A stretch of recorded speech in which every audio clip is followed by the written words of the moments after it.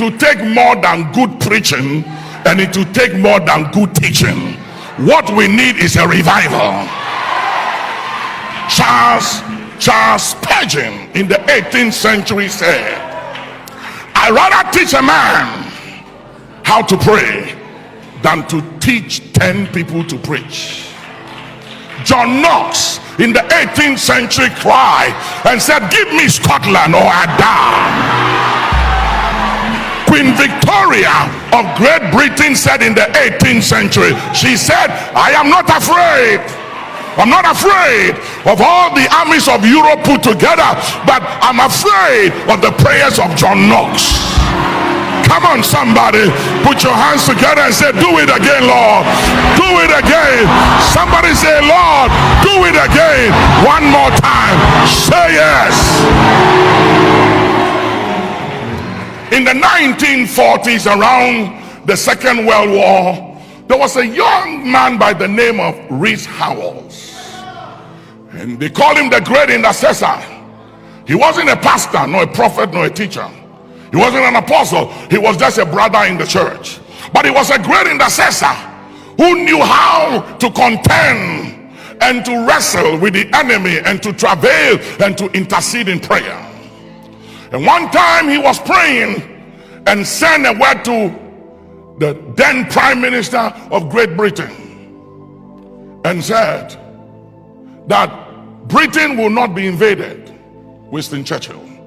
And when the invasion of Britain began, he went back to the Lord and said, "Lord, but I told the Prime Minister that Britain will not be invaded." And the Lord said, "What do you want?" He said, "I want the invasion of Britain aborted, and I want the troops of Hitler to attack Russia." In the matters of days, a new instruction came: abort the invasion of Britain and attack Moscow. Go to Russia. And then one time he was praying and he said, "I have a sense in my spirit that something is wrong with our armed forces." He said, "I have a feeling and I have a witness and a check in my spirit that our soldiers are in trouble in Dunkirk." And the media said everything was okay, and Rees Howells kept saying, "Something is not right, something is wrong with our soldiers." After days, it was revealed that over 300,000 of the British army has been surrounded by Hitler's army, called the Battle of Dunkirk. And through some divine interventions and workings of the Spirit, they managed to escape over 300,000. And it was Rees Howells that prayed them through that escape of the Battle of Dunkirk. If you study history, you see it.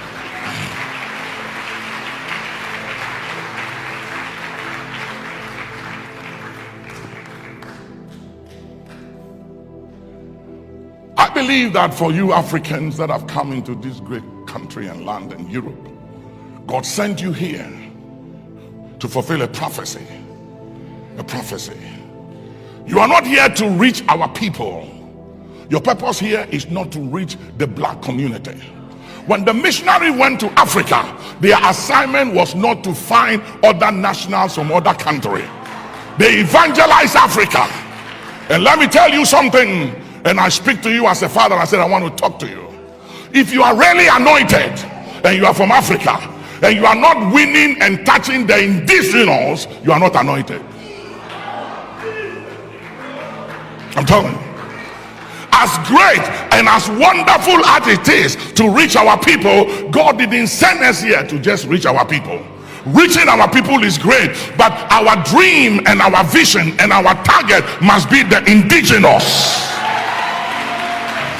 And it is when we touch them and we reach them, then the revival would have come. That is the sign of the true revival that is coming. And that's why I'm here to talk to you, because God is calling you to reach the indigenous of Europe, of this land, of this nation, by redigging the wells of the fathers. Where is the well and where is the mantle of John Knox? Where is the well and where is the mantle of Smith Wigglesworth? Where is the well and where is the mantle of Evans Roberts, Rees Howells, and all the great men that God raised from this land and nation? If you watch the communities of this city, you will see every community had a church. While the church is empty, there is preaching and teaching going on radio, on television, everywhere. But ladies and gentlemen, it's going to take more than preaching and teaching. It's going to take a revival. It's going to take an outpouring of the Spirit of God than ever before. Say yes.